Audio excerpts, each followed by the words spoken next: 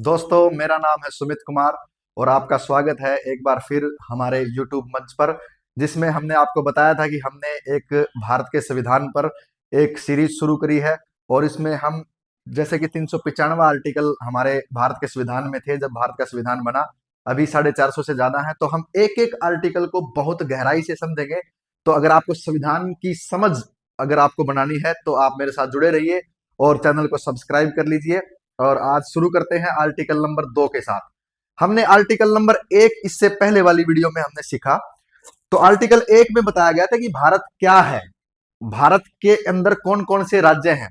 लेकिन अब हम चलते हैं आर्टिकल 2 में ऐसा क्या बताया गया है। आपको जानकर बड़ी हैरानी होगी कि भारत ने ऐसा खुद को एक ओपन देश बनाया है, ओपन एंडेड बनाया है कि अगर कोई भी बाहर का देश या राज्य है भारत में शामिल होना चाहता है तो उसके लिए ये प्रावधान हमारे आर्टिकल नंबर 2 में दिया गया है।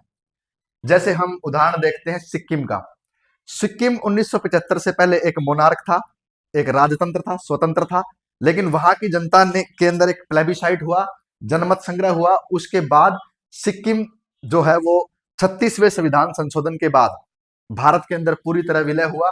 और उससे पहले 35वें संविधान संशोधन के बाद सिक्किम जो है एक एसोसिएट स्टेट भारत का बना, जिसकी डिफेंस और उसकी विदेश नीति को भारत कंट्रोल किया करता था। तो इसको हम थोड़ा डिटेल में जानने की कोशिश करते हैं।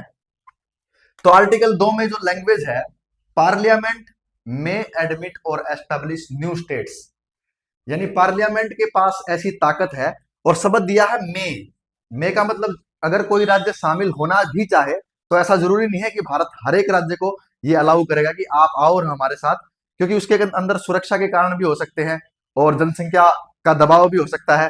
तो भारत हर किसी राज्य को ऐसा अलाउ नहीं करता है आने के लिए। लेकिन पार्लियामेंट के पास शक्ति है, लेकिन शेल शब्द नहीं दिया है, मे शब्द दिया है। इट मीन्स पार्लियामेंट निर्धारित करती है अपने विवेक के आधार पर, ठीक है।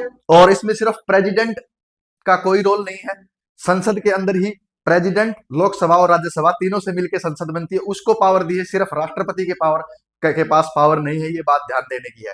तो अगर कोई भी नया राज्य अगर भारत में बाहर से आकर के शामिल होता है, ध्यान दीजिए, बाहर से अगर आकर शामिल होता है तो हम आर्टिकल 2 में ऐसी ताकत है पार्लियामेंट को, हम उसको शामिल कर सकते हैं।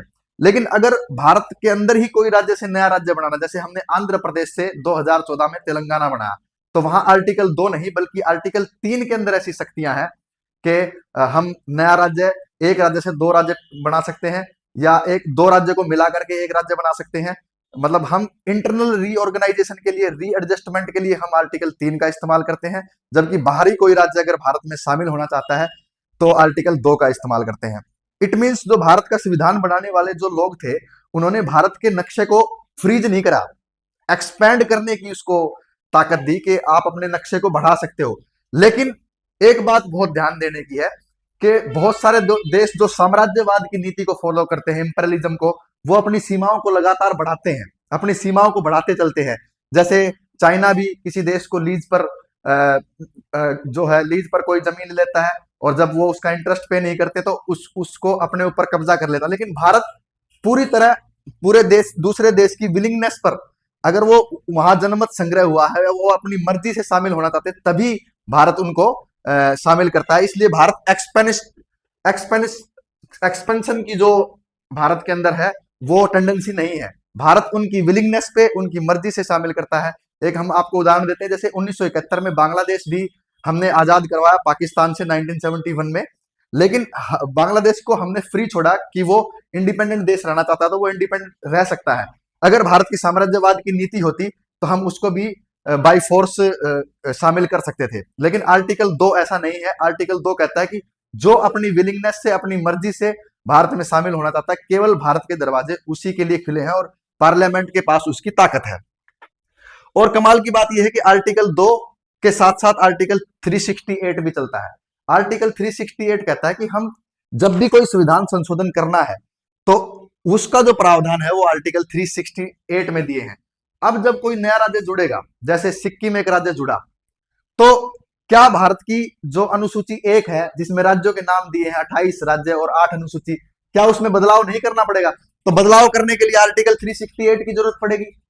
तो आर्टिकल 1 जो राज्यों की सूची है शेड्यूल 1 में चेंज करना पड़ेगा, और शेड्यूल 2 जिसमें राज्यसभा की सीटें हैं, जब राज्यसभा बनेगा तो राज्यसभा की सीट भी बढ़ेगी, वो बढ़ेगी, तो वो बदलाव करने के लिए 368 के तहत, मतलब आर्टिकल 2 से ये शेड्यूल भी जुड़े हुए हैं। जब भी आर्टिकल 2 के अंदर कोई बदलाव होगा, आर्टिकल 2 की ताकत जब भी यूज होगी, तो तभी हम 368 का भी यूज करेंगे।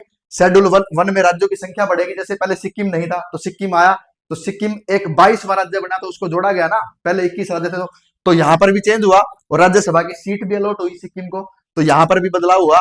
तो ये इस तरह से parallel article 2, article 368, schedule 1, schedule 2, इन सब में बदलाव होता है। और भारत बिल्कुल भी एक्सपेंशन वादी देश नहीं है, बिल्कुल भी साम्राज्यवादी नहीं है, क्योंकि हम इसका एक उदाहरण और ले सकते हैं कि 75 साल के इतिहास में भारत ने केवल केवल एक बार ही ऐसा देखने को मिला है कि कोई दूसरा राज्य भारत में अपनी विलिंगनेस से शामिल हुआ है। अगर एक्सपेंशन की भारत की अगर टेंडेंसी होती तो हमें ऐसे बहुत से उदाहरण देखने को मिलते। और ये आपकी ताकत है आर्टिकल 2 की, कि ना कोई युद्ध हुआ, ना कोई क्रांति हुई, सिर्फ एक जनमत संग्रह से एक बहुत बड़े हिस्से को शामिल कर लिया गया। उम्मीद करता हूं कि आपको ये जानकारी पसंद आई होगी, और अगर आपको कोई भी चीज समझ नहीं आती है तो आप मुझे कमेंट बॉक्स में मैसेज करें ताकि मैं उसको और एक्सप्लेन कर सकूं। धन्यवाद।